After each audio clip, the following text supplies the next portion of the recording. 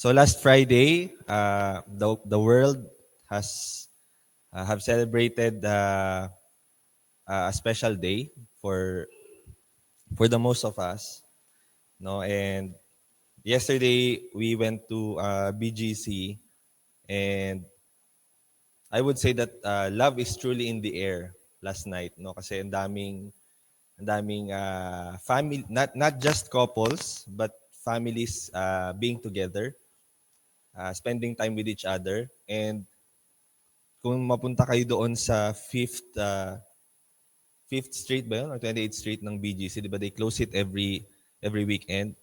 You will see na uh, pulang-pula or pink na pink because of the massive billboards na they decorated it with the color of love, which is pink or reddish. But the thing is, most of us is looking for love, no? And today, this is what we want to address. This is what we want to answer. Where can we find the love? And if you read the title of this message, it does sound familiar, right?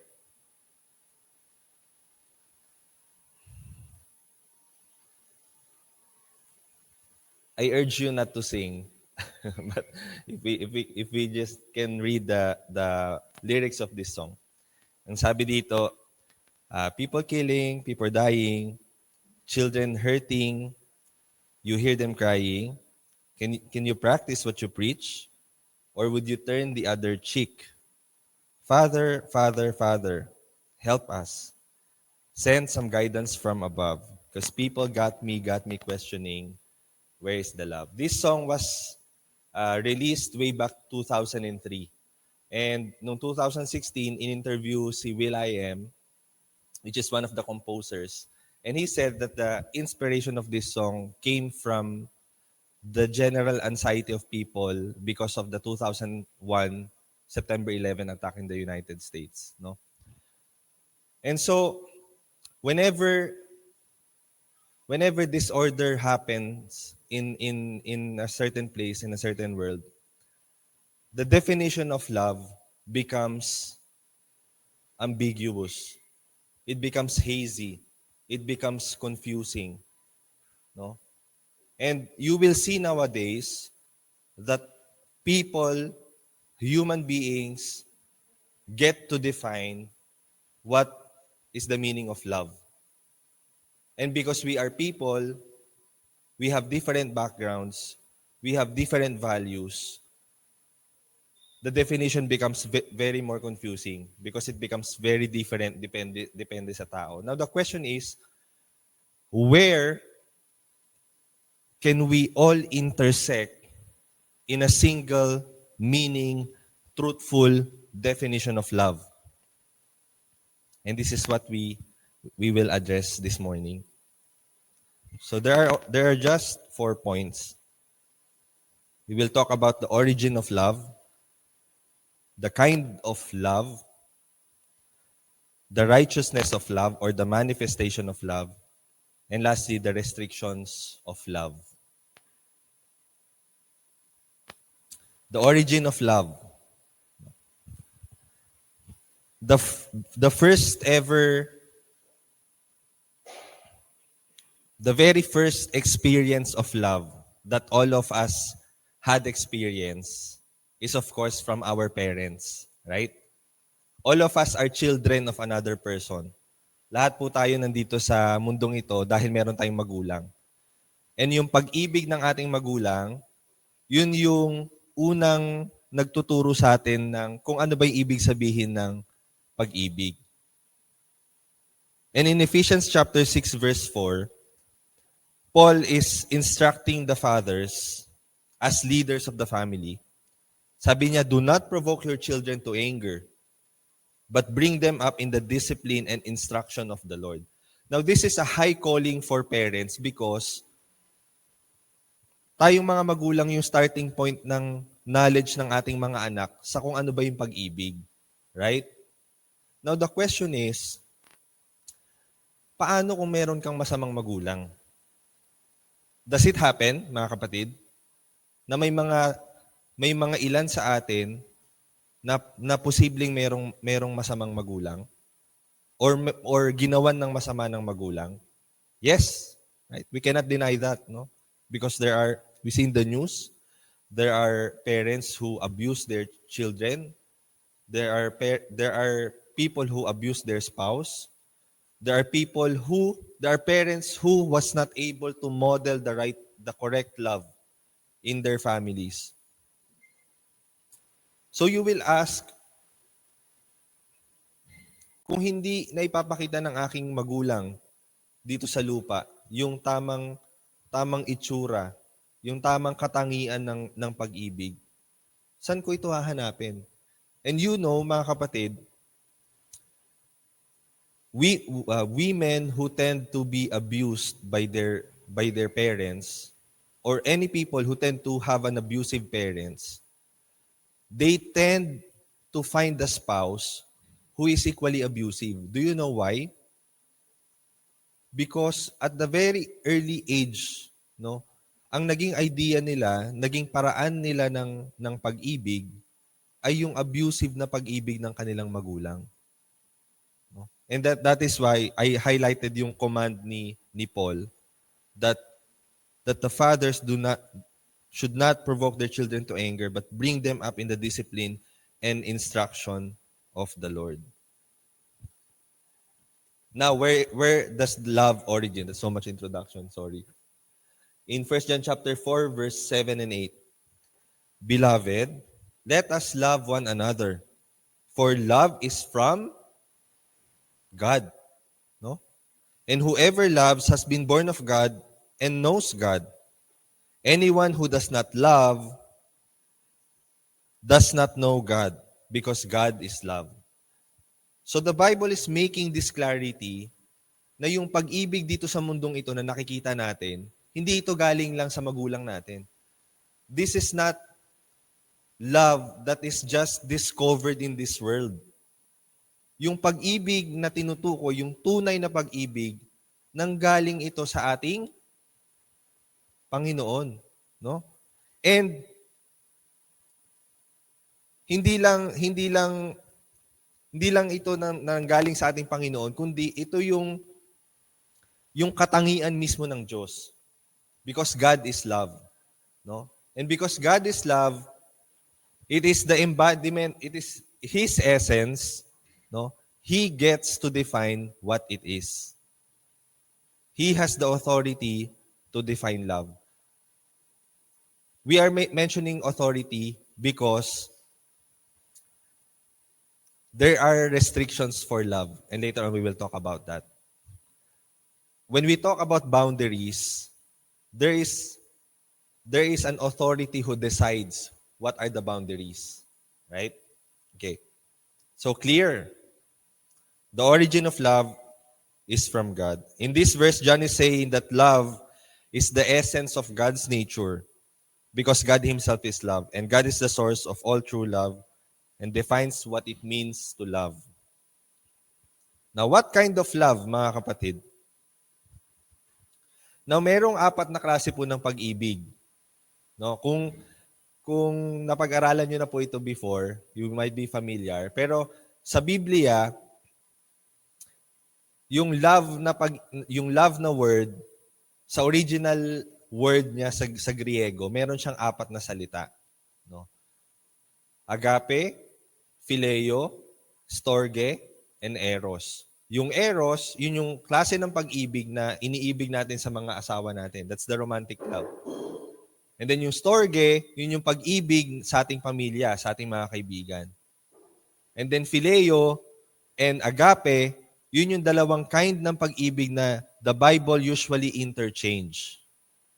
Okay, yun doon tayo mag-focus sa agape and the phileo. Ano yung difference nilang dalawa?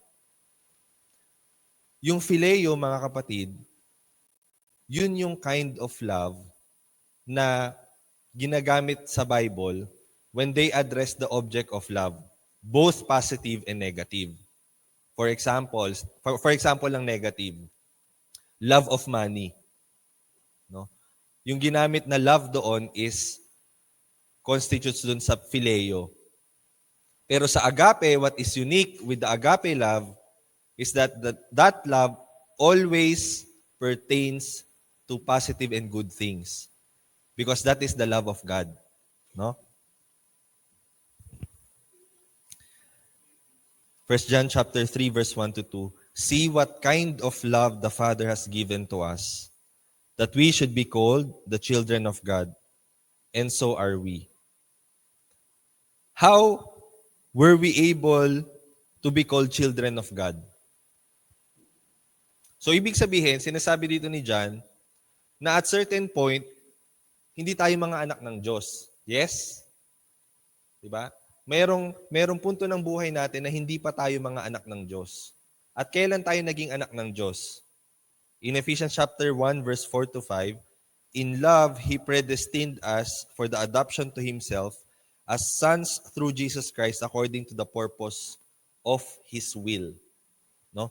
Importante yung part na according to the purpose of His will because that relates to the word agape. Ang ibig sabihin ng agape, the essence of agape love is goodwill, benevolence, and willful delight in the object of love. Now, you always hear from time to time that God's love is unconditional.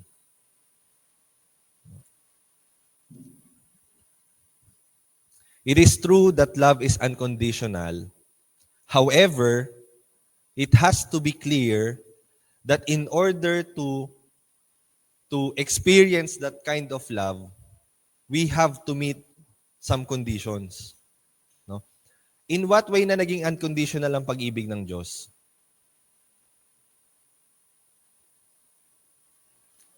No?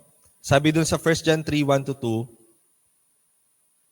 see what kind of love the Father has given to us. The kind of love that the Father has given to us is that we should be called children of God. And so are we. No?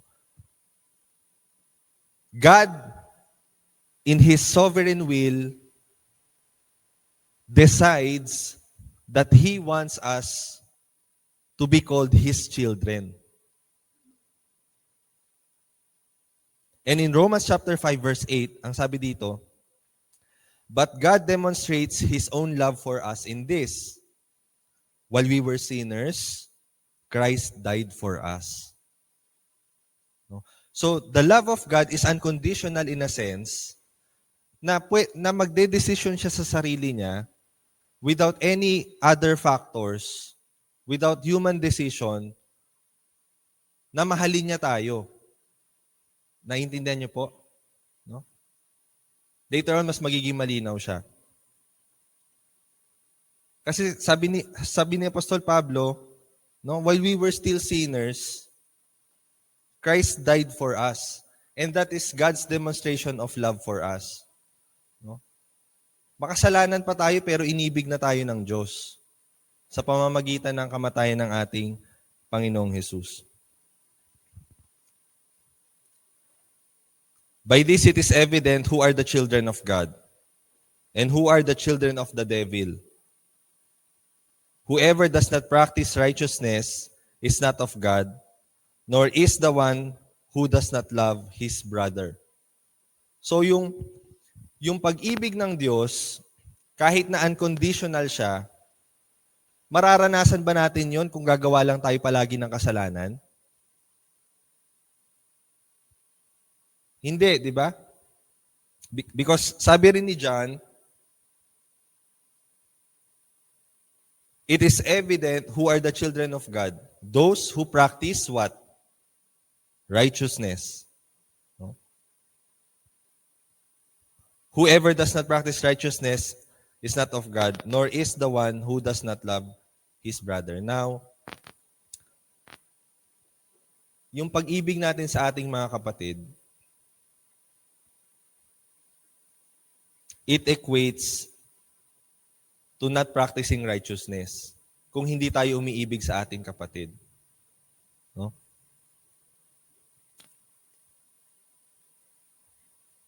3, the manifestation of love.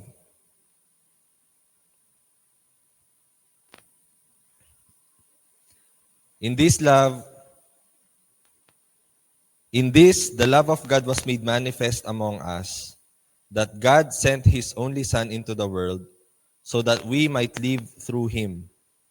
In this love, not that we have loved God, but that He loved us and sent His Son to be propitiation for our sins. Now, this is John saying, hindi tayo minahal ng Diyos dahil mahal natin siya. No? That's the essence of God's love being unconditional. No? Hindi tayo minahal ng Diyos sa rason na minamahal natin siya. Kasi nasa kasalanan pa tayo, minahal na niya tayo eh. No? And that's the kind of love na gracious at the same time.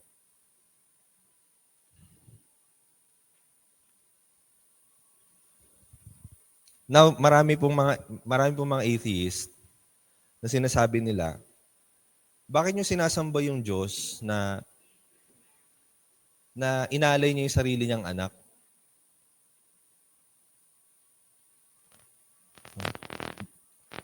Na ang perspective nila is that Jesus Christ was someone who was abused by his father. And it's a disturbing question, no? Kasi kung talagang mabuti ang Diyos, bakit niya hayaan na magdusa yung sarili niyang anak? Right? Di ba? But Jesus answers this question. Ang sabi niya sa John chapter 10 verse 17 to 18, "For this reason the Father loves me, because I lay down my life that I may take it up again. No one takes it from me, but I lay it down on my own accord. I have the authority to lay it down, and I have the authority to take it up again. This charge I have received from my Father." So Jesus Christ, hindi siya yung parang biktima. Hindi siya yung kagaya ng pinoportray ng mga hindi naniniwala sa Diyos na parang wala siyang kamuwang-muwang, na inabuso siya na pinabayaan siya ng kanyang ama na nasa langit at hinayaan siya na magdusa. No. What did he say? He laid it down in his own accord. And that's the kind of love, mga kapatid, na dapat nating iniibig sa ating mga kapatid. Yung voluntary, self-giving na pag-ibig. No? Dahil ang pag-ibig, hindi siya pinipilit. Ang pag-ibig, hindi siya pinipuwersa. Ang pag-ibig, kusa siyang binibigay. Now, what will happen kapag pinipuwersa natin yung pag-ibig? Kapag nagiging bossy tayo sa pamilya natin, or even to our spouse.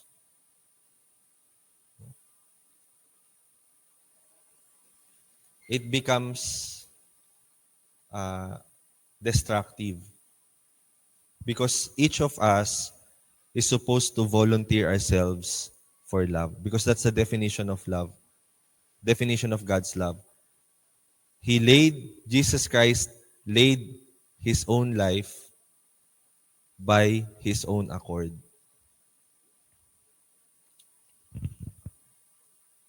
And this is the kind of love that should be seen in the church.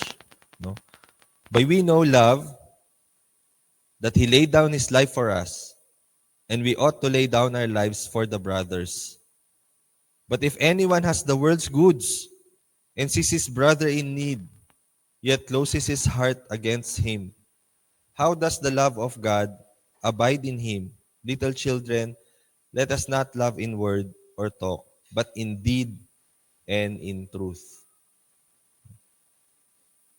Kung may pangangailangan yung ating kapwa na kaya nating ibigay, pero hindi natin ibinigay, umibig ba tayo nun? Umiibig po ba tayo nun? And lastly, mga kapatid, the restrictions of love. Now, sa Bible, we know, I believe all of you know, that there are two, that the law of Moses, that everything from the Old Testament, every commands, has been summarized to just two commands by Jesus Christ. No? Love God with all your heart, with all your mind, and with all your strength. No? And love one another, or love your neighbor as you love yourself. Pero, yung the same author na nagsulat nun, may in-specify siya na hindi natin dapat mahalin.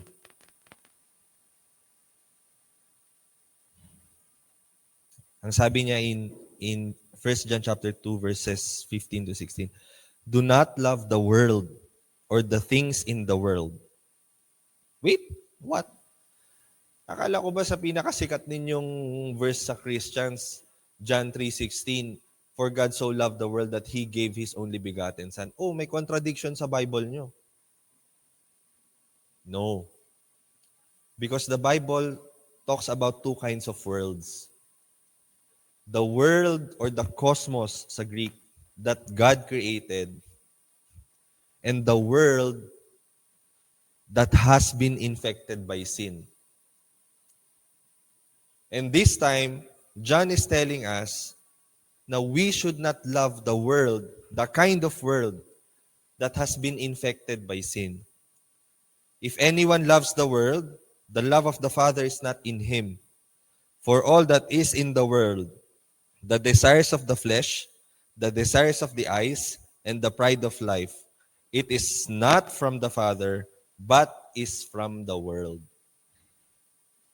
Now, mga kapatid, sa pagsunod po natin sa kautusan na mahalin natin yung isa't isa at mahalin natin yung kapwa natin, posible po kaya na habang minamahal natin sila or habang minamahal natin ng isa't isa, meron pa ring nananalaytay sa atin na mga ganitong bagay? Posible po kaya na meron pa rin tayong desires of the flesh, desires of the eyes, and the pride of life? Do you think it's possible? Yes. Kasi sabi rin ni John, no, if we say that we have no sin, the truth is not in us. No? Because all have sinned and have fall short in the glory of God.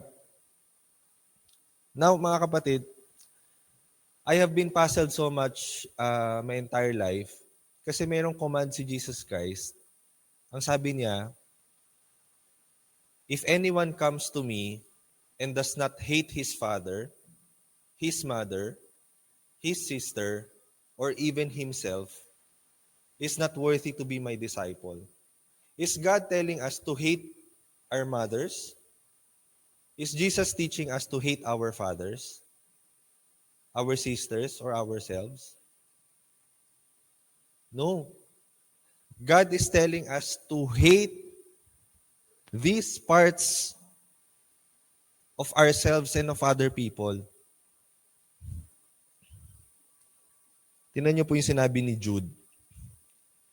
But you, beloved, building yourselves up in the most holy faith and praying in the Holy Spirit, keep yourselves in the love of God, waiting for the mercy of our Lord Jesus Christ that leads to eternal life. Ang instruction niya, and have mercy to those who doubts. Save others from snatching them out of the fire. To others, show mercy with fear. Aren't those actions an expression of love? Yes, di ba? Showing mercy to to those who doubt, and showing mercy to those who fear. No? And snatching them out from fire. Meaning, iligtas mo sila sa apoy because it's a danger for them. That's love, right? No? But at the same time, sabi niya, hating even the garment stained by the flesh. So, the Bible is telling us that while we ought to love one another, we should not tolerate sin. Hindi kasama sa iibigin natin sa isa't isa yung kasalanan ng isa't isa. Dahil hindi yun kasama sa tunay na pag-ibig ng Diyos.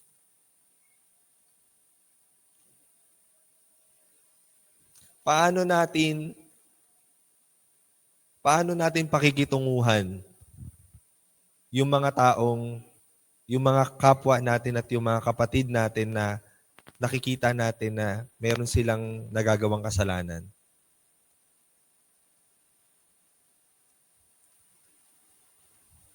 Pagagalitan po ba natin? Pagagalitan ba natin na parang bata? Sisigawan ba natin? Ipapahiya ba natin sa harap ng iglesia? Ang sabi ni Pedro, but in your hearts, honor Christ the Lord as holy. How? By being prepared to make a defense to anyone who asks you for a reason for the hope that is in you. We need to be prepared to make a defense of our hope. And our hope is the gospel. That is where we all intersect in love. No? But when we make a defense, no, when we rebuke one another, when we correct one another, ang sabi niya, yet do it with gentleness and respect. That's how you balance justice and mercy. Remember nung pinagsasabihan ni Jesus yung mga Pariseo? Sabi niya, you neglected the weightier matters of the law, which is justice, mercy, and faithfulness. Kasi madalas sa atin, pag may nakita tayong mali, justice tayo agad eh. Pag may nagkasala sa atin, justice agad. No? Pero sa kabilang banda, paano kapag sumobra yung mercy natin? Sa Corinthian Church, nakita ninyo kung ano yung epekto nun nung sumobra yung pag-ibig nila at saka yung mercy nila. No? Tinolerate na nila pati yung mga magkakamag-anak na nag-aasawahan. Tinolerate na nila yung adultery. So you see that when we are confronted or we are in a dilemma whether we exercise justice and mercy, ano yung papagitna doon? Yung faithfulness. Yung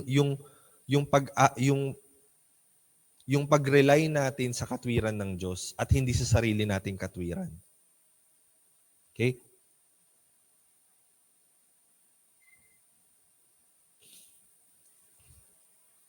And this is for our last verse, mga kapatid. 1 John chapter 4, verse 18, we love because He first loved us. Umibig tayo at natutunan natin yung pag-ibig, hindi dahil sa nadiskubre natin siya sa sarili nating interpretasyon or nakita natin ito sa ating kapwa or dahil ito yung kulang sa ating buhay. Pero minahal, tayo ay umiibig.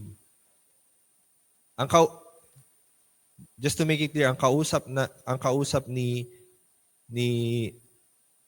Juan sa liham na ito ay mga mananampalataya, mga believers na. And he is making this emphasis and clarification na yung pag-ibig na dinedemonstrate ninyo, no, Nagagawa niyo siya kasi una tayong inibig ng Diyos. At hindi tayo dapat magmayabang. No? Hindi natin ito something na dapat ipagmalaki. Dahil ang pag-ibig na natutunan natin ay galing sa pag-ibig ng Diyos. If anyone says, I love God and hates his brother, he is a liar. For he who does not love his brother whom he has seen cannot love God whom he has not seen. And this commandment we have from him, whoever loves God must also love his brother. So if we claim to love God, no, ipakita natin ito sa pag-ibig natin sa ating kapatid, sa ating kapwa, sa ating pamilya, sa ating neighbors. And we don't love just by words and also by action. Thank you po mga kapatid at nawa po ay marami po tayong natutunan. Purihin po natin ating Panginoon.